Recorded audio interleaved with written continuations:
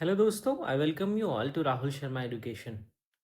दोस्तों, आज से हम 7वीं क्लास की इतिहास की एनसीईआरटी की किताब को शुरू कर रहे हैं, जिसमें आज हम सबसे पहले पहला चैप्टर देखेंगे, जिसमें हम देखेंगे कि 1000 वर्षों के दौरान कौन कौन से परिवर्तन हुए और इन परिवर्तनों की हम जांच पड़ताल करेंगे। और ये जो 1000 वर्ष है, ये 1000 वर्ष आप देखेंगे लगभग 700 से लेके 1750 ईस्वी तक का साल है। ठीक है, तो इन 1000 वर्षों में हम देखेंगे इतिहास के स्रोत में किस तरीके से परिवर्तन हुए। फिर हम देखेंगे कि हमारे सामाजिक और आर्थिक संगठन में किस तरीके से परिवर्तन हुए। फिर हम देखेंगे कि हमारे सामाजिक आर्थिक संगठनों में होने वाले परिवर्तन से हमारी धार्मिक मान्यताओं में, फिर हमारे संस्कृति में किस तरीके से परिवर्तन हुए। तो हम अलग अलग परिवर्तनों के बीच के अंतर संबंधों को जानने की भी कोशिश करेंगे, और साथ ही साथ हम इनको अलग अलग भी देखेंगे कि अलग अलग क्षेत्र में किस तरीके से परिवर्तन हुए। तो आप मेरे साथ जुड़े रहिए, और मैं उम्मीद करता हूँ कि इस चैप्टर के ख़त्म होने के बाद आपके अंदर इतिहास की एक नई समझ विकसित होगी, जिस समझ के साथ आप अपनी तैयारी को एक सही दिशा में लेके आगे बढ़ पाएंगे। तो दोस्तों, ये चैप्टर शुरुआत होता है सबसे पहले एक मैप के साथ, जो आपको अपनी स्क्रीन पर दिख रहा होगा। इस मैप को 12वीं सदी में अल इद्रीसी ने बनाया था, जो कि एक भूगोलवेत्ता था। अब देखिए, एक और मैप मैं आपको दिखाता हूँ, ये दूसरा मैप है। अब इन दोनों मैप में आप अंतर देख सकते हैं। पहला जो मैप है, ये 12वीं सदी का बनाया हुआ है। इसको अरब भूगोलवेत्ता अल इद्रीसी ने 1154 में बनाया था। फिर उसके बाद ये जो मैप है दोस्तों, ये हमारे इंडियन सब कॉन्टिनेंट का मैप है, ये आप ध्यान में रखेंगे। ये दूसरा जो मैप है, ये भी हमारे इंडियन सब कॉन्टिनेंट यानी भारतीय उपमहाद्वीप का ही मैप है। लेकिन आप इन दोनों मैप में देखेंगे तो एक ही इलाके के होने के बावजूद इनमें काफ़ी अंतर है। आप अल इद्रीसी के नक्शे में देखेंगे कि दक्षिण भारत उस जगह पे है जहां आज हम उत्तर भारत को ढूंढते हैं, और फिर श्रीलंका का द्वीप भी ऊपर की तरफ है। जगहों के नाम हम देखेंगे अल इद्रीसी के मैप में तो अरबी में दिए गए हैं, और उनमें से कुछ ऐसे नाम हैं जो कि अभी भी हम जानते हैं, जैसे उत्तर प्रदेश का कन्नौज, है ना। फिर मानचित्र 2 जो है, ये पहले मानचित्र के लगभग 600 वर्ष बाद बनाया गया। अब इन 600 वर्षों के दौरान क्या होता है, बहुत सी सूचनाएं काफ़ी बदल जाती है। तो इसलिए जो 1720 ईस्वी का जो ये मैप है, जो कि गुइलॉम द लिस्ले ने बनाया है, एक फ्रांसीसी ये भूगोलवेत्ता थे, इन्होंने बनाया है। तो इसमें हम देखेंगे कि तटीय इलाकों के बहुत ही बारीक ब्यौरे हमें देखने को मिलते हैं। यूरोप के नाविक और जो भी व्यापारी होते थे, वो अपनी समुद्री यात्रा के लिए इस नक्शे का इस्तेमाल करते थे, क्योंकि इस नक्शे में बहुत ही ज़्यादा बारीकियों का इस्तेमाल किया गया। तो इस तरीके से हम देखते हैं कि एक युग से दूसरे युग तक मानचित्र अंकन का विज्ञान बहुत बदल गया था। इस तरीके से मानचित्र अंकन भी बहुत बदल गया था। इसी तरीके से इतिहासकार जब बीते युगों के दस्तावेजों और बीते युगों के नक्शों का या बीते युगों के लेखों का अध्ययन करते हैं, तो उनके लिए उन सारी सूचनाओं का क्या संदर्भ है, उनकी अलग अलग ऐतिहासिक पृष्ठभूमि क्या है, इसके बारे में जानना ज़रूरी होता है। अब मैं आपको एक एग्जाम्पल से समझाता हूँ। अगर कोई भी साहित्यिक स्रोत, प्रयाग मान लीजिए प्रशस्ति लेख है, तो प्रशस्ति लेख जो होता है, ये हमेशा राजा की प्रशंसा में लिखा जाता है। अगर केवल प्रशस्ति लेख को आधार बनाकर इतिहासकार इतिहास लिख देंगे, तो ये एक पक्षीय इतिहास हो जाएगा। प्रशस्ति लेख में कभी भी किसी भी शासक के बारे में, उसकी कमजोरियों के बारे में, उसके नकारात्मक पक्ष के बारे में नहीं लिखा जाता है। तो इतिहास एक पक्षीय हो जाएगा, और इस तरीके से एक हम देखते हैं कि अनबायस्ड इतिहास या पक्षपातपूर्ण इतिहास का निर्माण हम कर लेंगे, और इतिहास के साथ हम न्याय नहीं कर पाएंगे। तो इसलिए जब जैसे जैसे युग बीतता है, तो इतिहासकार सारी सूचनाओं के संदर्भों के बारे में पता चलते हैं, उनकी क्या ऐतिहासिक पृष्ठभूमि रही है। फॉर एग्जाम्पल, अगर युद्ध के दौरान किसी व्यक्ति ने किसी राजा के बारे में इतिहास लिखा है, तो ऑब्वियस सी बात है कि उस युद्ध में उस राजा ने अगर विजय हासिल की होगी, तो भले ही उस राजा के कितने भी जान माल का नुकसान हुआ हो, हमेशा उस राजा का गुणगान किया जाएगा। और युद्ध के दौरान जिस तरीके से किसी भी राजा की व्याख्या की जाती है, शांति काल में उस तरीके से किसी राजा की व्याख्या नहीं की जाती। तो दोनों की ऐतिहासिक पृष्ठभूमियों में अंतर होने के कारण एक राजा के बारे में जो उसका व्यक्तित्व निर्माण है, वो इतिहासकारों के लिए एक चैलेंजिंग सब्जेक्ट बन जाता है। तो मैं उम्मीद करता हूँ कि इसका मतलब आप समझ पाए होंगे। अब देखिए, हम देखते हैं कि समय के साथ सूचनाओं के संदर्भ बदल जाते हैं। तो भाषा और अर्थ क्या बदलते हैं या नहीं बदलते, हम इसको देखने की अभी कोशिश करेंगे। तो अब हम बात करेंगे नई और पुरानी शब्दावलियों के बारे में, यानी ऐसी शब्दावलियां जिसका पुराने समय में कुछ और अर्थ था और वर्तमान समय में कुछ और अर्थ है। हम देखते हैं कि ऐतिहासिक अभिलेख में कई तरह की भाषाएं मिलती हैं, है ना? और ये भाषाएं समय के साथ साथ बहुत ज़्यादा बदल गई हैं। अब जैसे मध्य युग की जो फारसी थी, अगर हम उसकी आधुनिक फारसी से तुलना करें तो इसमें बहुत अंतर हमें देखने को मिलता है। और ये अंतर सिर्फ व्याकरण और शब्द भंडार में नहीं है, बल्कि समय के साथ सेम शब्दों के अर्थ भी बदल गए हैं। यानी शब्द वही हैं लेकिन उनके अर्थ बदल गए हैं। अब इसका एक एग्जाम्पल देके यहाँ पे समझाया गया है कि हिंदुस्तान शब्द को आप लीजिए। हिंदुस्तान जो शब्द है, आज हम इसे हिंदुस्तान को भारत के अर्थ में लेते हैं। ठीक है। 13वीं सदी में जब पहली बार फारसी इतिहासकार मिन्हाज सिराज ने हिंदुस्तान शब्द का इस्तेमाल किया था, तो उनका हिंदुस्तान का आशय था पंजाब, हरियाणा और गंगा यमुना के बीच में जो स्थित क्षेत्र हैं, उन क्षेत्र के बारे में मिन्हाज सिराज ने हिंदुस्तान शब्द का इस्तेमाल किया था। ठीक है। फिर धीरे धीरे जिस जैसे जैसे राजनीतिक अर्थ में इस शब्द हम देखते हैं, धीरे धीरे सुल्तान के अधिकार क्षेत्र में जितने भी क्षेत्र आते गए, उन सब के लिए हिंदुस्तान शब्द का इस्तेमाल किया जाने लगा। और जैसे जैसे सुल्तान के अंतर्गत वाले क्षेत्र बढ़ते गए, वैसे वैसे हिंदुस्तान शब्द में बहुत सारे क्षेत्र शामिल होते गए। लेकिन आपको ध्यान में रखना है कि हिंदुस्तान शब्द में कभी भी दक्षिण भारत का समावेश नहीं हो पाया था। अब इसके विपरीत आप देखेंगे कि 16वीं सदी के आरंभ में बाबर ने हिंदुस्तान शब्द का प्रयोग किस संदर्भ में किया है? बाबर ने हिंदुस्तान शब्द का जो प्रयोग है, वो भारतीय उपमहाद्वीप के भूगोल, पशु पक्षी और यहाँ के निवासियों की संस्कृति का वर्णन करने के लिए किया है। अब देखिए, सबसे पहले हिंदुस्तान का प्रयोग मिन्हाज सिराज ने एक क्षेत्र का वर्णन करने के लिए किया। बाबर ने हिंदुस्तान शब्द का प्रयोग यहाँ के भूगोल का, यहाँ के पशु पक्षियों का, यहाँ के निवासियों की संस्कृति का वर्णन करने के लिए किया। फिर देखते हैं 14वीं सदी के कवि अमीर खुसरो ने हिंद शब्द का एक इस्तेमाल किया था, और हिंद शब्द का भी लगभग वही मतलब था जो बाबर का मतलब था। तो अब हम देखते हैं कि भारत को एक भौगोलिक और सांस्कृतिक तत्व के रूप में पहचाना जा रहा था। वहां हिंदुस्तान शब्द से वो राजनीतिक और राष्ट्रीय अर्थ नहीं जुड़े हुए थे जो आज हम जोड़ते हैं। यहाँ पे कहने का मतलब यह है कि जब हम भारत कहते हैं तो भारत से तो एक भौगोलिक और सांस्कृतिक सत्व के रूप में एक राष्ट्र का पता तो चलता है, लेकिन जो हिंदुस्तान शब्द था वो राजनीतिक और राष्ट्रीय अर्थ से जुड़ा हुआ नहीं था। जिस तरीके से हम आज हिंदुस्तान शब्द में भारत को ही देखते हैं, वैसे पुराने हिंदुस्तान शब्द में भारत एक भौगोलिक सत्व नहीं था, एक सांस्कृतिक सत्व नहीं था हिंदुस्तान शब्द के अंतर्गत। इसको आप ध्यान में रखेंगे। तो इस तरीके से हम देखते हैं कि समय के साथ साथ एक ही शब्द के अर्थ भी बदल जाते हैं। तो इसलिए इतिहासकारों को किसी भी शब्द का प्रयोग करने में बहुत सावधान रहना पड़ता है, क्योंकि अतीत में उन्हीं शब्दों के अर्थ कुछ अलग हो जाते हैं जिन शब्दों के अर्थ वर्तमान में कुछ और है। अब उदाहरण के लिए एक और शब्द आप देखिए, विदेशी। विदेशी का आज आज क्या मतलब होता है? विदेशी का आज मतलब होता है कोई भी ऐसा व्यक्ति जो भारतीय नहीं हो, यानी कि कोई ऐसा व्यक्ति जिसके पास किसी दूसरे देश की नागरिकता हो, उसको हम विदेशी कहते हैं। लेकिन मध्य युग में किसी गांव में आने वाला कोई भी अनजाना व्यक्ति जो उस गांव के समाज या संस्कृति का अंग नहीं होता था, वो विदेशी कहलाता था। अब विदेशी को हिंदी में परदेसी कहते हैं और फारसी में अजनबी कहते हैं। तो वर्तमान में जो आप अजनबी शब्द सुनते हैं वो फारसी भाषा का शब्द है। तो देखिए, किसी नगरवासी के लिए वनवासी विदेशी हो जाता था, किंतु एक ही गांव में रहने वाले दो किसान अगर अलग अलग धार्मिक या जाति परंपराओं से जुड़े हैं, तो भी वो एक दूसरे के लिए विदेशी नहीं होते थे।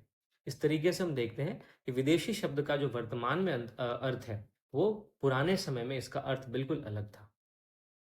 तो ये हमने दोस्तों नई और पुरानी शब्दावलियों के संदर्भ में देखा कि 1000 वर्षों में किस तरीके से शब्दावलियों के अर्थ में अंतर आ गया है, और इतिहासकारों को किसी भी शब्द के इस्तेमाल से में थोड़ी सी सावधानी बरतनी पड़ती है कि वो किस शब्द का किस संदर्भ में इस्तेमाल कर रहे हैं। अब हम इतिहासकार और उनके स्रोत के बारे में देखेंगे कि किस तरीके से उनके स्रोत में परिवर्तन हुआ है इन 1000 सालों में। और ये जो साल है वो 700 से लेकर 1750 ईस्वी तक हमने। ठीक है, चलिए। इतिहासकार जिस भी युग का अध्ययन करते हैं, उनकी खोज की प्रकृति क्या है, इसको देखते हुए वो अलग अलग तरह के स्रोतों का सहारा लेते हैं। जैसे गुप्त वंश के शासकों और हर्षवर्धन के बारे में जब हम पढ़ते हैं, तो हम वहाँ पे मोटा मोटी हम साहित्यिक स्रोतों पे बहुत ज़्यादा निर्भर होते हैं। ठीक है। जब हम हड़प्पा सभ्यता के बारे में पढ़ते हैं, तो हड़प्पा सभ्यता के बारे में पढ़ने के लिए हम मुख्यतः क्या, केवल पुरातात्विक स्रोतों पर ही निर्भर रह पाते हैं, क्योंकि वहां पे साहित्य तो उपलब्ध है, लेकिन उस साहित्य का अर्थ अन्वेषण अभी तक नहीं हो पाया। तो किसी भी काल के लिए इतिहासकार जब अध्ययन करते हैं तो उस काल में किस तरह के स्रोत उपलब्ध हैं, उसी उन्हीं स्रोतों का सहारा लेते हैं और उन्हीं स्रोतों के आधार पर इतिहास का निर्माण करते हैं। तो अब हम जिन 1000 वर्षों की बात कर रहे हैं, उस काल के अध्ययन के लिए इतिहासकार जिन स्रोतों का प्रयोग करते हैं, उसके बारे में हम देखेंगे कि हमें उन स्रोतों में बहुत सी ऐसी बातें भी मिलती हैं जो पिछले युग से वैसे ही चली आ रही हैं। जैसे हम इस काल में भी देखते हैं कि सिक्के, इस काल में भी हम शिलालेख पाते हैं, इस काल में भी हम स्थापत्य भवन निर्माण कला पाते हैं और इस काल में भी हम लिखित सामग्री पर निर्भर करते हैं। लेकिन पहले के स्रोतों से समानता होने के बावजूद कुछ ऐसी भी बातें हैं जो पहले के स्रोतों से काफ़ी भिन्न भी हैं। क्योंकि हम देखते हैं 700 से 1750 ईस्वी तक जो प्रामाणिक लिखित सामग्री की संख्या है और उनकी विविधता, ये दोनों ही काफ़ी आश्चर्यजनक रूप से बढ़ चुकी है। इसके आगे हम देखते हैं इतिहासकार सूचनाओं के दूसरे प्रकार के स्रोतों का इस्तेमाल धीरे-धीरे कम करने लगेंगे और यहाँ पे दूसरे प्रकार के स्रोतों का क्या मतलब है? पुरातात्विक स्रोत, आप ध्यान में रखेंगे।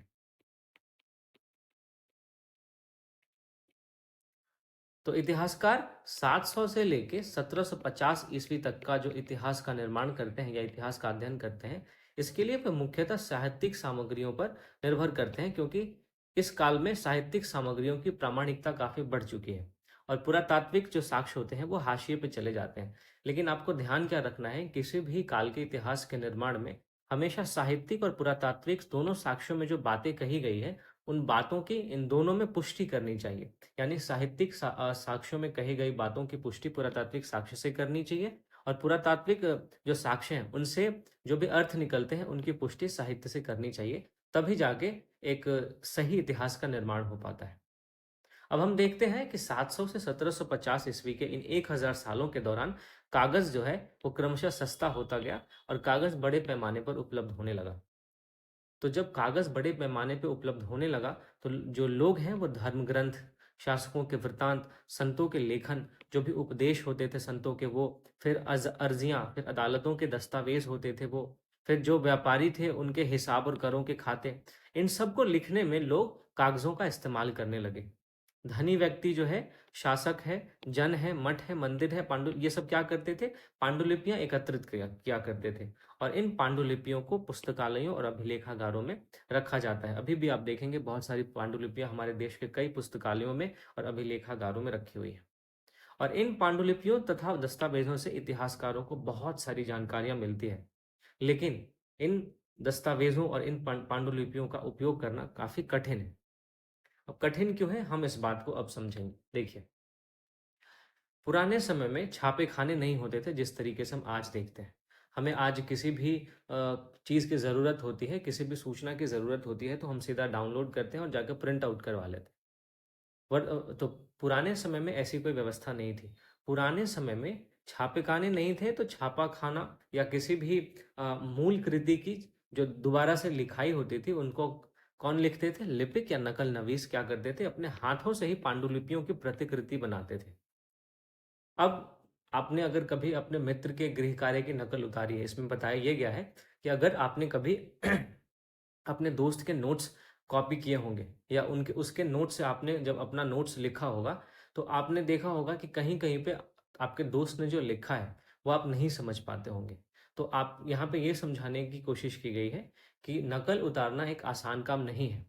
कभी-कभी क्या होता है, लिखावट समझ में नहीं आती है और हमें मजबूर होकर अंदाज़ा लगाना पड़ता है कि क्या लिखा गया है। अब जब हम देखते हैं कि हमारे मित्र ने जो लिखा है और हमने जो लिखा है, कहीं-कहीं पे हमने अंदाज़े से मित्र की बातों को लिखा है। तो जब हम इन दोनों का मिलाते हैं तो हमें कुछ छोटे-मोटे जो हैं लेकिन महत्वपूर्ण अंतर हमें देखने को मिलता है। सेम चीज़ पांडुलिपि की प्रतिलिपि बनाने में भी होता है। जब भी प्रतिलिपियाँ लिपिक बनाते हैं तो वो छोटे-मोटे फेरबदल करते चलते थे। कहीं पे कोई शब्द बदल दिया तो कहीं पे कोई वाक्य बदल दिया और इस तरीके से सदी दर सदी जब प्रतिलिपियों की भी प्रतिलिपियां बनती रही और अंततः एक ही मूल ग्रंथ की अलग अलग बहुत सारी प्रतिकृतियां हो गई, तो ये सारी प्रतिलिपियां जो है वो एक दूसरे से बहुत अलग अलग हो गई। अब इससे बहुत बड़ी गंभीर समस्या उत्पन्न हो जाती है, क्योंकि आज हमें लेखक की मूल पांडुलिपि शायद ही कहीं मिलती है।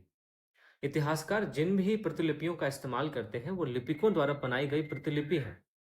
और इस बात का अंदाज लगाने के लिए कि मूलतः लेखक ने क्या लिखा, इतिहासकारों को एक ही ग्रंथ की अलग-अलग कई सारी प्रतिलिपियों का अध्ययन करना पड़ता है। फिर कई बार जो है लेखक स्वयं भी अपने मूल वृत्तांत में संशोधन करते रहते थे। फॉर एग्जाम्पल के तौर पर आप देखेंगे कि जियाउद्दीन बर्नी ने अपना पहला वृत्तांत जो लिखा था वो 1356 में लिखा था, और दूसरी बार इसको 2 वर्ष बाद लिखा था। दोनों में अंतर है। अब 1971 तक इतिहासकारों को पहली बार वाले वृत्तांत की जानकारी ही नहीं थी, या पुस्तकालयों के विशाल संग्रहों में कहीं दबा हुआ पड़ा था। तो इतिहासकार ने जो भी इतिहास का निर्माण किया वो दूसरे वाले बर्नी के दूसरे वाले वृत्तांत के आधार पर इतिहास का निर्माण किया। तो इससे हमें ये पता चलता है कि हम जिस तरीके से देखते हैं कि छापेखाने की अनुपस्थिति की वजह से जो नकल नवीस मूल कृतियों की पांडुलिपियां एकत्रित करते थे, उन पांडुलिपियों का अध्ययन करके इतिहास निर्माण की कुछ सीमाएं हैं, और इन्हीं सीमाओं के मद्देनजर इतिहासकारों को एक ही मूल कृति की कई सारी प्रतिलिपियों का अध्ययन करना पड़ता है, ताकि सच के जितना ज्यादा करीब हो सके वहां तक पहुंचा जा सके। तो यहाँ पे ये समझाने का प्रयास किया गया है। तो इस तरीके से हम देखते हैं दोस्तों, हमने क्या देखा? इस तरह हमने देखा इतिहासकार और स्रोत के संबंध में इन 1000 सालों में किस तरीके से परिवर्तन हुए हैं। अब हम देखेंगे, आगे बढ़ते हैं। अब हम देखेंगे कि इस 1000 सालों में नए सामाजिक और राजनीतिक समूह कौन-कौन से आए, यानी कि हमारे सामाजिक और राजनीतिक संगठन में किस तरीके के परिवर्तन हुए। तो जब हम 700 से 1750 ईस्वी के बीच के 1000 वर्षों का अध्ययन करते हैं, तो इतिहासकारों के सामने एक बहुत बड़ी चुनौती उभर के आती है, क्योंकि इस पूरे काल में हम देखते हैं अनेक तरह के परिवर्तन होते हैं। इस काल में इतिहासकारों देखते हैं कि नई तरह की प्रौद्योगिकी के दर्शन होते हैं। आप सिंचाई में रहट देखेंगे, यानी इस तरीके के, इसको रहट कहते हैं। तो रहट कटाई में आप चरखे देखेंगे। फिर युद्ध में देखेंगे आप बारूद वाले हथियार का इस्तेमाल होता है। फिर उपमहाद्वीप में नई तरह का खान-पान भी आया, जैसे आलू, मक्का, मिर्च, चाय, कॉफी। ये सब हमारे देश के फसल नहीं है दोस्तों, यह सब हमारे देश में बाहर से आए। अब देखिए, आपको ध्यान क्या रखना है कि जो भी तमाम परिवर्तन हुए हैं, नई प्रौद्योगिकियों में या फसलों में, वो उन लोगों के साथ आए, जो लोग नए विचार लेकर भी आए थे। यानी हमारे 1750 के आसपास आप देखते हैं कि यूरोपियों का आगमन हमारे देश में हो चुका होता है। तो जो नई-नई प्रौद्योगिकियाँ हमारे देश में आती हैं और नए-नए विचार हमारे देश में आते हैं, इन सब विचारों के आगमन से, इन नई प्रौद्योगिकियों के आगमन से हमारे आर्थिक, राजनीतिक, सामाजिक और सांस्कृतिक सारे स्वरूप में परिवर्तन हमें देखने को मिलता है। तो इस तरीके से जो ये 700 से 1750 ईस्वी के बीच का 1000 वर्षों का जो काल है, वो आर्थिक, राजनीतिक, सामाजिक और सांस्कृतिक परिवर्तनों का काल रहा है। हम देखते हैं कि इस 1000 के साल के युग में लोगों की गतिशीलता, यानी एक स्थान से दूसरे स्थान पर आना-जाना बहुत बढ़ गई थी। अवसर की तलाश में लोगों के झुंड जो हैं वो दूर-दूर की यात्राएँ करने लगे थे। हमारे उपमहाद्वीप में अपार संपदा और अपना भाग्य गढ़ने के लिए अपार संभावनाएँ मौजूद थी। और इस काल में जिन समुदायों का महत्व बढ़ता है, उनमें से एक समुदाय था राजपूत। यानी 700 से लेके 1750 ईस्वी तक कोई एक समुदाय जिसका महत्व सबसे ज़्यादा बढ़ता है, वो था राजपूत। राजपूत जो है वो राजपुत्र शब्द से निकला है, जिसका अर्थ होता है राजा का पुत्र। तो 8वीं से 14वीं सदी के बीच में ये राजपूत जो थे, ये योद्धाओं के एक समूह के लिए जो राजपूत शब्द था वो प्रयुक्त होता था, और राजपूत क्षत्रिय वर्ण के होने का दावा करते थे। लेकिन आपको ध्यान ये रखना है कि राजपूत शब्द के अंतर्गत केवल राजा और सामंत वर्ग ही नहीं आते थे, बल्कि वे सेनापति और सैनिक भी आते थे, जो पूरे उपमहाद्वीप में अलग-अलग शासकों की सेनाओं में काम कर रहे थे। फिर कवि और चारण क्या करते थे? राजपूतों की आचार संहिता, प्रबल पराक्रम और स्वामी भक्ति का गुणगान करते थे। तो इस तरीके से इस युग में राजनीतिक दृष्टि से महत्व हासिल करने के अवसरों का लाभ जो है वो मराठा, सिख, जाट, अहोम और कायस्थ जैसे, कायस्थ मतलब जो लिपिक होते हैं वो, इन समूहों ने बखूबी उठाया। हम देखते हैं इस 700 से लेकर 1750 तक के 1000 साल के दौरान क्रमशः जंगल की कटाई हो रही थी। खेती का इलाका काफी बढ़ता जा रहा था। कुछ क्षेत्रों में तो यह परिवर्तन बहुत ज्यादा तेजी से भी हुआ था। तो जब पर्यावास में परिवर्तन होता है, तो वन में रहने वाले जो लोग हैं, यानी जब जंगल आप काटेंगे तो जंगल में जो वनवासी हैं, वो मजबूर होकर अपना स्थान छोड़ देते हैं। कुछ और वनवासी जो थे वो तो जमीन की जुताई करने लगे और कृषक बन गए। और कृषकों के ये जो नए समूह थे, ये क्षेत्रीय बाजार, मुखियाओं और मठ और मंदिर से प्रभावित होने लगे। और जब ये कृषक समूह, जब ये वनवासी पहले कृषक बने और ये कृषक समूह जब हमारे बाजार, हमारे मुखियाओं, हमारे मंदिर मठों से प्रभावित होने लगे, तो फिर वो हमारे बड़े और जटिल समाजों के अंग बन गए। तो इस तरीके से हम 700 से 1750 ईस्वी के बीच में एक महत्वपूर्ण परिवर्तन क्या देखते हैं कि हमारे जटिल समाज में एक नए समुदाय का आगमन होता है, जिसको हम वनवासी कह सकते हैं। यानी आदिवासियों का हमारे जटिल समाज में आगमन होता है और आदिवासी भी हमारे समाज का हिस्सा बन जाते हैं। अब देखिए, जब आदिवासी हमारे समाज में शामिल होते हैं तो उन्हें कर भी चुकाना पड़ता था। उन्हें स्थानीय मालिक वर्ग की बेगारी भी करनी पड़ती थी। इस तरीके से क्या होता है, जो किसान थे उनके बीच सामाजिक और आर्थिक अंतर उभरने लगते हैं। अब कुछ के पास ज़्यादा, कुछ के पास कम। तो इस तरीके से हम देखते हैं, इस वजह से किसानों के बीच में, हमारे समाज में एक अंतर उभरने लग जाता है। अब जैसे-जैसे समाज में अंतर बढ़ता जाता है, लोग जाति और उपजाति में बँटने लगते हैं। फिर इन उनको उनकी पृष्ठभूमि और व्यवसाय के आधार पर उन्हें समाज में ऊँचा या नीचा इनका दर्जा दिया जाने लगता है। अब आपको ध्यान ये रखना है कि अभी तक जो ये दर्जा था, ये दर्जा स्थायी नहीं था। यानी कि अगर कोई एक बार ऊँची जाति में पहुँच गया, तो वो हमेशा ऊँची जाति में बना रहेगा, ऐसा ज़रूरी नहीं था। एक बार अगर कोई निचली जाति में पहुँच गया, तो वो हमेशा निचली जाति में बना रहेगा, ऐसा ज़रूरी नहीं था। तो ये ऊँची और नीची जाति का जो दर्जा था, ये दर्जा स्थायी नहीं था। अगर किसी जाति विशेष के सदस्यों के हाथों में ज़्यादा संसाधन आ जाए, उनका प्रभाव ज़्यादा बढ़ जाए माफ़ कीजिएगा, तो फिर उनके दर्जे बदल जाते थे। यानी दर्जा इस बात से निर्धारित होता था कि किसी जाति विशेष के सदस्यों के हाथ में कितनी सत्ता है, उनका कितना प्रभाव है और कितने ज़्यादा संसाधनों पर उनका नियंत्रण है। इसी आधार पर उनका दर्जा निर्धारित होता था। फिर एक ही जाति का आप देखेंगे कि किसी क्षेत्र में कोई और दर्जा होता था, तो किसी दूसरे क्षेत्र में कोई और। अब मान लीजिए ये एक एरिया है, यहाँ पे ए नाम की एक जाति है, सेम नाम की जाति यहाँ पे ए है, यहाँ पे दूसरे क्षेत्र में है। अब इस वाले एरिया में ये यहाँ पे संसाधनों पे इनका ज़्यादा कंट्रोल है, संसाधन जो है इनका ज़्यादा कंट्रोल है, और इस वाले एरिया में संसाधनों पे इनका कम कंट्रोल है। तो यहाँ पे इनका दर्जा जो होता था वो ऊंची जाति का होता था और यहाँ पे निचली जाति का होता था। मैं यही समझाने की आपको कोशिश कर रहा हूँ कि किसी भी जाति का संसाधनों पर कितना नियंत्रण है, इस आधार पे उनका समाज में दर्जा निर्धारित होता था कि वो ऊंचे दर्जे के माने जाएंगे या नीचे दर्जे के माने जाएंगे। फिर अपने सदस्यों के व्यवहार पर का नियंत्रण करने के लिए जो जातियां हैं, वो स्वयं अपने अपने नियम बनाती थी। आप देखेंगे कि इन नियमों का पालन जाति के बड़े बुजुर्गों की एक सभा करवाती थी, जिसे कुछ इलाकों में जाति पंचायत कहा जाता था। अभी वर्तमान में भी आप उत्तर प्रदेश और हरियाणा में देखेंगे खाप पंचायत चलती है। हालांकि सुप्रीम कोर्ट ने क्या किया है, खाप पंचायत को अभी इलीगल डिक्लेयर कर दिया है, क्योंकि इसमें बहुत सारी ऐसे निर्णय निकल के आए थे जो कि एक आधुनिक समाज को शर्मसार कर रहे थे।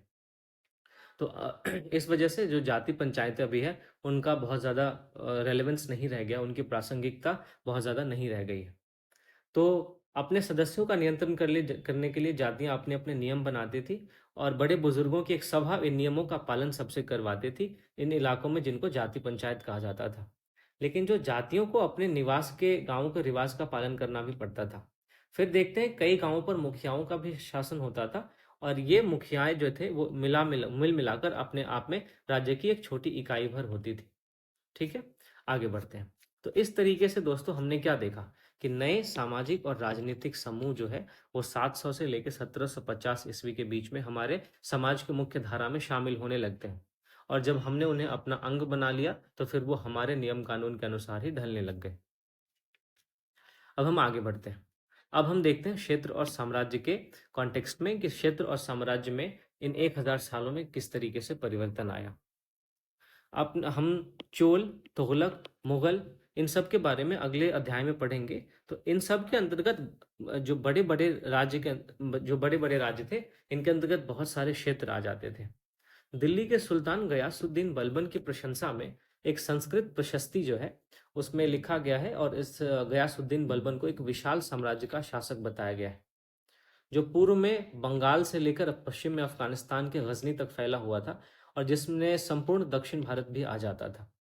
फिर देखते हैं कि गौड़, आंध्र, केरल इन सारे भिन्न-भिन्न क्षेत्रों के लोग उसकी सेना में शामिल थे और ये इन सब के जो लोग थे वो आगे पलायन कर जाते थे। अब इतिहासकार इन विजय अभियानों के दावों को अतिशयोक्तिपूर्ण मानते हैं। साथ ही इतिहासकार ये भी समझने की कोशिश में लगे रहते हैं कि शासक लोग इस महाद्वीप के भिन्न-भिन्न भागों पर अपने अधिकार का उल्लेख क्यों करते थे। इसको मैं समझाता हूँ आपको। देखिए, जब भी कोई शासक एक बहुत बड़े क्षेत्र पे अपना नियंत्रण करता है, तो उसके 5 कारण हो सकते हैं और भी ज़्यादा कारण, लेकिन मैं आपको 5 पॉइंट से इन चीज़ों को समझाने का प्रयास कर रहा हूँ। सबसे पहले, एक बड़े क्षेत्र पर नियंत्रण दर्शाने से उस शासक की राजनीतिक प्रतिष्ठा बढ़ती है और उस शासक की वैधता समाज में बढ़ती है। ठीक है? फिर जब किसी शासक का एक बड़े क्षेत्र पे दावा होता है, तो उस शासक का डर और प्रभाव, ये दोनों बढ़ता है और शासक का उद्देश्य ही होता है डर और प्रभाव पैदा करना, इस बात को फैला के कि उसका बहुत बड़े क्षेत्र पे दावा है। फिर जब भी कोई शासक अपना दावा एक बहुत बड़े क्षेत्र पे करता है, तो वो इस मंशा से भी ये करता है ताकि वो इतिहास में एक महान शासक के रूप में बताया जा सके, दर्ज हो सके। फिर देखते हैं धार्मिक और दैविक अधिकार भी सिद्ध करना, दरअसल शासकों का उद्देश्य होता है जब वो एक बहुत बड़े क्षेत्र पे दावा करते हैं। फिर हम देखते हैं प्रतीकात्मक अधिकार स्थापित करना, यानी जितने क्षेत्र पे किसी शासक का अधिकार है, उस उससे ज़्यादा क्षेत्र पर दावा करने से एक प्रतीकात्मक अधिकार स्थापित हो जाता है। फॉर एग्ज़ाम्पल आप मानिए कि एक राजा के अंडर में एक ये छोटा-सा एरिया है, इसने सिर्फ़ इस बात के लिए इजाज़त दी है कि आप हमारे यहाँ से कर्ज़ ले सकते हैं, आपकी जो संप्रभुता है वो हमारे ऊपर स्थापित नहीं है। लेकिन राजा ने क्या किया, अपने घोषणा में इसकी ऊपर अपनी संप्रभुता स्थापित कर दी, तो इस छोटे से राज्य के ऊपर इस बात का एक साइकोलॉजिकल दबाव बनेगा कि जो बड़ा क्षेत्र है वो हमारे ऊपर स्थापित हो चुका है ना? इस तरीके से ये 5 ऐसे कारण हैं जिसकी वजह से कोई भी जो शासक है, वो भारतीय उपमहाद्वीप के भिन्न-भिन्न भागों पर अपने अधिकार का उल्लेख करते रहते थे। अब हम देखते हैं कि सन 700 तक कई क्षेत्रों के अपने-अपने भौगोलिक आयाम तय हो चुके थे। उनकी अपनी भाषा और सांस्कृतिक विशेषताएँ स्पष्ट हो चुकी थी। जब हम अध्याय 7 पढ़ेंगे तो हमें इनके बारे में और भी ज़्यादा जानकारी मिलेंगे। अब ये जो क्षेत्र थे, धीरे-धीरे करके अलग-अलग राजवंशों से जुड़ गए।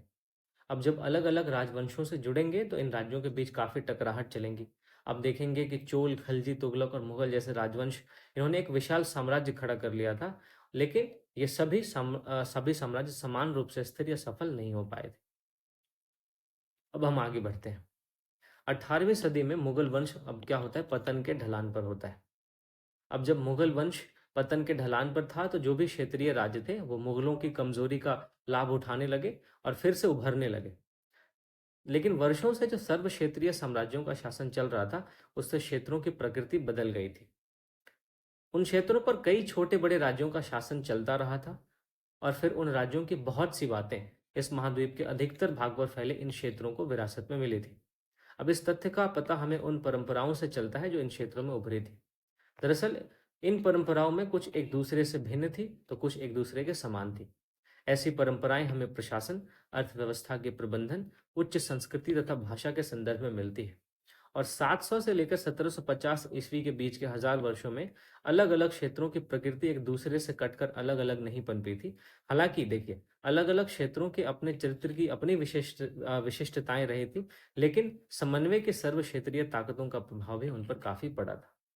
तो इस तरीके से हम देखते हैं कि जो क्षेत्र और साम्राज्य थे, उसमें बहुत परिवर्तन हमें देखने को मिलते हैं। जहाँ पहले एक बड़ा राज्य, एक जो बड़ा एक राजा इतने बड़े क्षेत्र पे शासन करता था, अब धीरे-धीरे जब हम 1750 की तरफ बढ़ते चले जाते हैं, तो ये जो शासक है, ये जो साम्राज्य है, वो कमज़ोर होता जाता है और ये इतना बड़ा क्षेत्र छोटे-छोटे कई क्षेत्रीय राज्यों में तब्दील होता चला जाता है। तो इस तरीके से क्षेत्र और साम्राज्य जो है, वो इन 1000 वर्षों में काफ़ी परिवर्तित होते रहते हैं। अब हम बात करेंगे पुराने और नए धर्म के बारे में। देखिए दोस्तों, हम जिन हजार वर्षों की पड़ताल कर रहे हैं, उन हजार वर्षों में कई सारे धार्मिक परंपराओं में परिवर्तन आते हैं। हम देखते हैं दैविक तत्व में लोगों की आस्था कभी-कभी बिल्कुल व्यक्तिगत स्तर पर ही होती थी, लेकिन आमतौर पर जो लोगों की आस्था होती है वो सामूहिक होती है। किसी भी दैविक तत्व में सामूहिक आस्था, जो यानी कि धर्म, जो स्थानीय समुदाय हैं, उनके सामाजिक और आर्थिक संगठन से संबंधित होती थी। इसका कहने का मतलब ये है कि लोग उन्हीं देवी देवताओं की पूजा करते थे जो उनके जीवन से, जो उनके पेशे से और जो पर्यावरण से जुड़े होते थे। जैसे आप देखेंगे कि एक कृषक समाज है। एक कृषक समाज हमेशा मिट्टी की पूजा करेगा, उर्वरता की देवी की पूजा करेगा। क्यों? क्योंकि उस कृषक समाज को मिट्टी की उर्वरता से ही उसका जीवन चलता है, उसका पेशा चलता है ना? फिर अब इसे कैसे, ऐसे बहुत सारे उदाहरण हैं जिसके माध्यम से मैं आपको ये समझा सकता हूँ कि जो भी सामूहिक आस्था होती है, जो भी स्थानीय समुदायों की आस्था होती है, वो उन समुदायों के सामाजिक और आर्थिक संगठन से संबंधित होती है। ठीक है? चलिए, आज हम जिसको हिंदू धर्म कहते हैं, उस हिंदू धर्म में भी 750 से लेकर 1750 के बीच के हजार वर्षों में महत्वपूर्ण बदलाव आए थे। अब इन बदलावों में से कुछ क्या थे? तो नए देवी देवताओं की पूजा, राजाओं द्वारा मंदिरों का निर्माण, और फिर समाज में पुरोहितों के रूप में ब्राह्मणों का बढ़ता महत्व तथा बढ़ती सत्ता। समाज में पुरोहित के रूप में ब्राह्मणों का महत्व क्यों बढ़ेगा, हम इसको अगले पैराग्राफ्स के माध्यम से समझते हैं। देखिए, संस्कृत ग्रंथों के ज्ञान के कारण समाज में ब्राह्मणों का बड़ा आदर होता था। दरअसल संस्कृत को अभिजातियों की भाषा समझी जाती थी। अभिजात ऐसे लोग होते हैं,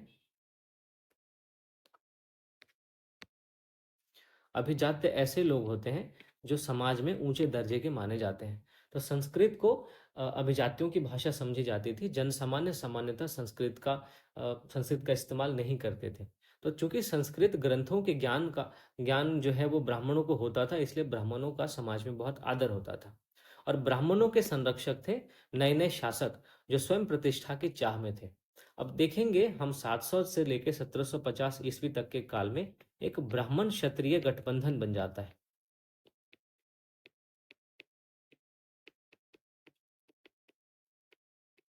अब इस ब्राह्मण क्षत्रिय गठबंधन से दोनों को फायदा होता है। एक तरफ जहां क्षत्रिय वर्ग ब्राह्मणों को संरक्षण देता है, और इससे ब्राह्मणों की प्रतिष्ठा समाज में और ज्यादा बढ़ती है, क्योंकि लोगों के दिमाग में ये बात बैठ जाती है कि अरे, इसको तो राजा ने संरक्षण दिया हुआ है, तो ये जरूर बहुत ही ज्यादा प्रभावी वर्ग होंगे, इनका बहुत दबदबा होगा समाज में। फिर ब्राह्मण किस तरीके से क्षत्रियों को हेल्प करते थे, आप इस बात को समझिए। क्षत्रिय वर्ग हमेशा अपने आप को एक दैवीय शक्ति के रूप में प्रदर्शित करता था। वो इस बात को स्थापित करने का प्रयास करता था कि जो राजा है वो भगवान का दूत है, भगवान का दूसरा रूप है इस धरती पे। और इसी वाक्यांशों को फैलाने का काम कौन करता था? ब्राह्मण। क्योंकि ब्राह्मणों को भगवान के अ, भगवान के और आम लोगों के बीच में एक मध्यस्थ के रूप में देखा जाता था। ब्राह्मण ही यज्ञ करवाते थे, ब्राह्मण ही जो भी अर्पित करना होता है भगवान को चढ़ावा, वो ब्राह्मण ही करते थे। तो ब्राह्मण जब समाज में क्षत्रियों के बारे में ऐसे वाक्यांश फैलाते थे कि भगवान का ही ये रूप है, ये जो हमारा राजा है वो भगवान का ही रूप है, तो इस तरीके से क्षत्रिय वर्ग या शासक वर्ग के लिए समाज में एक नई प्रकार का लगाव पैदा होता था, एक नए प्रकार का फिर भय पैदा होता था। लोग क्षत्रियों का विरोध नहीं करते थे, क्योंकि उन्हें ऐसा लगता था कि चूंकि जो राजा है वो देवता का दूत है, तो अगर हमने राजा का विरोध किया या राजा का अपमान किया तो हम देवता का अपमान कर रहे हैं। और धर्म हमारे जीवन में किस हद तक समाहित है, ये बताने की आपको जरूरत नहीं है। लोग भले ही कानून से ना डरे, लेकिन अगर आपने धर्म के नाम पे किसी को ये कह दिया कि अगर आप ये करोगे तो आपके साथ अगले जन्म में ऐसा होगा, तो लोग कानून से भले डरे ना डरे, धर्म से जरूर डरते हैं। तो धर्म हमारे जीवन में बहुत अंदर तक समाहित है। और इस तरीके से हम देखते हैं कि ब्राह्मण और क्षत्रिय गठबंधन बन जाता है इस दौरान। और ब्राह्मण जहाँ एक तरफ क्षत्रिय की प्रतिष्ठा को समाज में बढ़ाने का काम करते हैं, इनके शासन को वैधता दिलाने का काम करते हैं, वहीं क्षत्रिय ब्राह्मणों को संरक्षण देकर ब्राह्मणों को समाज में एक अभिजात वर्ग के रूप में स्थापित कर देते हैं, और ब्राह्मणों का समाज में दबदबा और भी बढ़ा देते हैं। अब हम इस 1000 वर्ष में सबसे महत्वपूर्ण परिवर्तन के रूप में भक्ति की अवधारणा को देखते हैं। भक्ति जो है, देखिए, भक्ति में ईश्वर की कल्पना एक ऐसे प्रेमल इष्ट देवी देवता के रूप में की गई है जिस तक कोई विशद कर्मकांड के माध्यम से नहीं, बल्कि भक्त स्वयं ही पहुंच सकते हैं। अगर आप भक्ति का शाब्दिक अर्थ मेरे से पूछें, तो भक्ति का शाब्दिक अर्थ होता है ईश्वर के प्रति ऐसा प्रेम जिसके बदले हमें वापस कुछ मतलब हमारे मन में कुछ प्राप्ति की इच्छा ना हो। हम ईश्वर को प्रेम दे रहे हैं, ईश्वर के प्रति अपने आप को समर्पित कर रहे हैं, बदले में हमें ईश्वर से कुछ भी नहीं चाहिए, यही होती है भक्ति। तो भक्ति एक ऐसी अवधारणा है जिसमें बिना कर्म कांड के भक्त स्वयं ही ईश्वर को प्राप्त कर सकते हैं।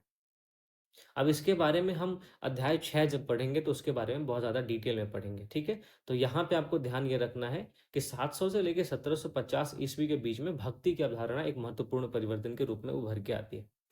फिर यही वो 1000 साल का युग था जिसमें भारतीय उपमहाद्वीप में नए-नए धर्मों का भी आगमन होता है। आप देखेंगे कुरान शरीफ का संदेश भारत में सबसे पहले 7वीं सदी में व्यापारियों और आप्रवासियों के ज़रिए पहुँचता है। फिर देखते हैं जब कुरान शरीफ भारत में पहुंचता है तो मुसलमान अपना जो धर्म ग्रंथ है कुरान, उनमें ये बताते हैं कि एक ही ईश्वर है अल्लाह और उसकी सत्ता को स्वीकार सबको करना है। और ये जो अल्लाह है वो सबको एक नज़र से देखता है। अल्लाह किसी भी व्यक्ति के साथ उसके सामाजिक पृष्ठभूमि के आधार पर भेदभाव नहीं करता है, वो हर व्यक्ति को गले लगाता है। कई शासक हम देखते हैं इस्लाम और इसके विद्वान धर्मशास्त्रियों और इनको संरक्षण देते थे, और इनका संरक्षण देने का उद्देश्य वही था जो हिंदू शासक ब्राह्मणों को संरक्षण दे के करते थे, ठीक है? यह बात आपको ध्यान में रखना है। फिर हम देखते हैं हिंदू धर्म की भांति ही इस्लाम के भी अनुयायी जो है वो अपने धर्म की अलग अलग तरह से व्याख्या करते थे। मुसलमानों में हम देखेंगे कुछ शिया थे जो पैगंबर साहब के दामाद अली को मुसलमानों का विधि सम्मत नेता मानते थे, तो वहीं कुछ सुन्नी थे जो खलीफाओं के प्रभुत्व को स्वीकार करते थे। खलीफा दरअसल इस्लाम के आरंभिक दौर में आप देखेंगे कि इस्लाम धर्म के जो नेता होते थे, जो इस्लाम धर्म का नेतृत्व करते थे, उनको खलीफा कहा जाता था। इस्लामी न्याय सिद्धांत की भी विभिन्न परंपराएं हम देखते हैं और उसमें भी कई महत्वपूर्ण अंतर रहे हैं। इस्लामी न्याय सिद्धांत दरअसल दो तरह की इसमें परंपराएं हैं। भारत में हम हनफी देखते हैं और शफी, ये दो तरह के सिद्धांत हैं। तो इस काल में ऐसे ही धर्म सिद्धांतों और रहस्यवादी विचारों को लेकर हमें काफी विभिन्नताएं देखने को मिलती। अब हम बात करते हैं समय और इतिहास के कालखंडों पर विचार करने से। तो ये दोस्तों अभी हमने परिवर्तन देखा, मैं आपको एक बार फिर से याद दिला दूं। सबसे पहले हमने 700 से लेकर 1750 ईस्वी के 1000 सालों में जो जो परिवर्तन हुए, उन परिवर्तन के बिंदुओं को अगर हम देखें तो सबसे पहले हम देखते हैं स्रोतों में परिवर्तन। फिर हम देखते हैं शब्दावलियों में परिवर्तन। उसके बाद शब्दावलियों में परिवर्तन के बाद फिर हम देखते हैं कि क्षेत्र और साम्राज्य में परिवर्तन। फिर हम देखते हैं सामाजिक और सांस्कृतिक संगठनों में परिवर्तन, या इसको आप सामाजिक, आर्थिक, राजनैतिक और सांस्कृतिक, इन सारे क्षेत्रों में हमें परिवर्तन देखने को मिलता है। और सांस्कृतिक क्षेत्र में सबसे महत्वपूर्ण परिवर्तन हमने क्या देखा? भक्ति की अवधारणा का आना। अब हम बात करने वाले हैं समय और इतिहास के कालखंडों के बारे में। देखिए, इतिहासकार समय को केवल घड़ी या कैलेंडर की तरह नहीं देखते हैं, केवल घंटा, दिन या वर्ष के रूप में बीतने के रूप में ही नहीं देखते हैं। इतिहासकार समय इतिहासकार के लिए समय को देखने का नजरिया ये है कि सामाजिक और आर्थिक संगठन में क्या परिवर्तन आ रहे हैं। ये ये दिखलाता है कि विचारों और विश्वासों में कितना स्थायित्व रहा है और कितना परिवर्तन आया है। यानी इतिहासकार समय को इस हिसाब से नहीं देखते कि कितने दिन गुजर गए हैं। इतिहासकार समय या कालखंड को इस आधार पर देखते हैं कि विचारों और विश्वासों में कितना परिवर्तन आया है और कितना स्थायित्व रहा है। सामाजिक और आर्थिक संगठन में कौन कौन से परिवर्तन आए हैं। और फिर अगर हम यदि अतीत को समान विशेषता रखने वाले कुछ बड़े बड़े हिस्सों में या कालों में बांट दिए तो हम समय का अध्ययन बहुत आसान हो जाता है। 19वीं सदी के मध्य में हम देखते हैं कि अंग्रेज इतिहासकारों ने क्या किया, भारत के इतिहास को 3 युगों में बांट दिया: हिंदू, मुस्लिम और ब्रिटिश काल। अब ये विभाजन इस आधार पर आधारित था कि शासकों का धर्म ही एकमात्र महत्वपूर्ण ऐतिहासिक परिवर्तन होता है और अर्थव्यवस्था, समाज और संस्कृति में कोई भी महत्वपूर्ण बदलाव नहीं आता। लेकिन हम वर्तमान में देखते हैं कि इस विभाजन को बहुत कम इतिहासकार स्वीकार करते हैं, क्योंकि ये विभाजन जो है वो भारत की अपार विविधता की उपेक्षा करता है। अब वर्तमान समय में आप देखेंगे अधिकतर इतिहासकार आर्थिक और सामाजिक कारकों के आधार पर ही अतीत के विभिन्न कालखंडों की विशेषताएं तय करते हैं। आपने पिछला साल जो इतिहास पढ़ा था उसमें हमने प्राचीन समाजों में हमने देखा था कि कई प्रकार के लोग रहते थे। कुछ शिकारी संग्राहक थे, तो हम फिर उसके बाद हमने देखा प्रारंभिक दौर के कृषि कर्मी के बारे में। फिर हमने शहर और गांव के निवासी के बारे में देखा। फिर हमने प्रारंभिक दौर के राज्य और साम्राज्य के बारे में देखा। इस साल हम इस किताब में जो इतिहास पढ़ेंगे हम उसे प्रायः मध्यकालीन इतिहास कहते हैं। इसमें हम देखेंगे कृषक समाज का विस्तार कैसे होता है, फिर क्षेत्रीय और साम्राज्यिक राज्यों का उदय कैसे हुआ, फिर हम देखेंगे कि प्रधान धर्मों के रूप में हिंदू धर्म, इस्लाम धर्म के विकास और यूरोप से व्यापारिक कंपनियों के आगमन के बारे में, और हम उसके बारे में और ज़्यादा विस्तार से जानकारी लेंगे। तो भारत के इतिहास के ये जो 1000 साल हैं वो बहुत सारे बदलावों के साक्षी रहे। आखिर 16वीं और 18वीं शताब्दियां 8वीं और 11वीं शताब्दियों से काफ़ी भिन्न थी। जिस तरीके का परिदृश्य 16वीं और 18वीं शताब्दियों में था, उस तरीके का परिदृश्य हम 8वीं या 11वीं शताब्दियों में नहीं देखते। इसलिए इस पूरे काल को ऐतिहासिक इकाई के रूप में देखना, एक ऐतिहासिक इकाई के रूप में देखना समस्याओं से खाली नहीं है। फिर मध्यकाल की तुलना हम देखते हैं अक्सर आधुनिक काल से की जाती है। अब आधुनिकता का मतलब होता है भौतिक उन्नति और बौद्धिक प्रगति का भाव। तो जब हम मध्यकाल कहते हैं और जब हम आधुनिक काल कहते हैं तो इससे साफ साफ ये पता चलता है कि मध्यकाल जो था वो रूढ़िवादी था। लेकिन ऐसा नहीं है कि मध्यकाल में कोई परिवर्तन नहीं हुआ। मध्यकाल में बहुत सारे परिवर्तन हुए, उन परिवर्तनों का स्वरूप अलग था। आधुनिक काल में जो परिवर्तन हुए उन परिवर्तनों का स्वरूप अलग था। फिर हम देखते हैं कि इन 1000 वर्षों के दौरान उपमहाद्वीप के समाजों में प्रायः परिवर्तन आते रहते हैं। कई क्षेत्रों की अर्थव्यवस्था काफ़ी समृद्ध हो गई, और इतनी समृद्ध हो गई कि उन्होंने यूरोपीय कंपनियों तक को आकर्षित कर लिया। और इस पुस्तक को हम जब पढ़ेंगे तो हम परिवर्तन के चिन्हों के बारे में और जहाँ सक्रिय ऐतिहासिक प्रक्रियाएं होंगे हम उन पर ध्यान देते चलेंगे। और जहाँ तक भी हम इस चैप्टर को सॉरी इस किताब को पढ़ेंगे तो हम इस किताब में पढ़ी हुई बातों की तुलना करके हम उन चीज़ों को देखेंगे, और इस तुलना से हम अंदाज़ा लगाएंगे कि कहाँ बदलाव हुए हैं और कहाँ नहीं हुए। ठीक है। और फिर हम अपने आसपास के दुनिया दुनिया पर भी नज़र डालकर देखेंगे कि जो मध्यकाल में था आज वर्तमान समय में कुछ बदला है या नहीं बदला है। तो इस तरीके से दोस्तों ये हमारा 7वीं क्लास की हिस्ट्री की किताब का पहला चैप्टर यहाँ पे ख़त्म होता है। उम्मीद करता हूँ कि आपको सारी चीज़ें समझ में आई होंगी, और अगर समझ में नहीं भी आई होंगी तो जब आप दोबारा इसको पढ़ेंगे या दोबारा इस लेक्चर को देखेंगे तो आपको सारी चीज़ें क्रिस्टल क्लियर हो जाएंगी। और मैं आपसे इस बात की मैं गारंटी लेता हूँ कि अगर आपने इस एनसीईआरटी के सारे हिस्ट्री के बुक्स को पढ़ लिया, उसके बाद जब आप रेफरेंस बुक पढ़ेंगे तो आपको एक बहुत ही नया पर्सपेक्टिव मिलेगा। आप बहुत ज़्यादा क्रिस्टल क्लियर तरीके से किसी भी रेफरेंस बुक को आप समझ पाएंगे। तो एनसीईआरटी को पढ़ना बहुत ज़रूरी होता है, इसलिए मैंने एनसीईआरटी की सीरीज़ को शुरू किया है। आप मेरे साथ बस जुड़े रहिए, मैं आपको सारी एनसीईआरटी की किताबें जो हैं वो धीरे धीरे करके एक एक करके पूरी की पूरी किताब को मैं आपके साथ डील करने वाला हूँ, और आपके बेस को मैं इतनी मजबूत कर दूंगा कि आप किसी भी एग्ज़ाम में बहुत आसानी से क्वालिफाई कर पाएंगे। तो बहुत ही जल्दी मैं आपसे मिलूंगा एक नए वीडियो में। तब तक के लिए दोस्तों थैंक यू फॉर वॉचिंग। और अगर आपने मेरे वीडियो को अभी तक लाइक नहीं किया है तो ज़रूर लाइक करें, चैनल को सब्सक्राइब नहीं किया है तो ज़रूर सब्सक्राइब करें, और ज़्यादा से ज़्यादा लोगों तक शेयर करें। बहुत बहुत धन्यवाद।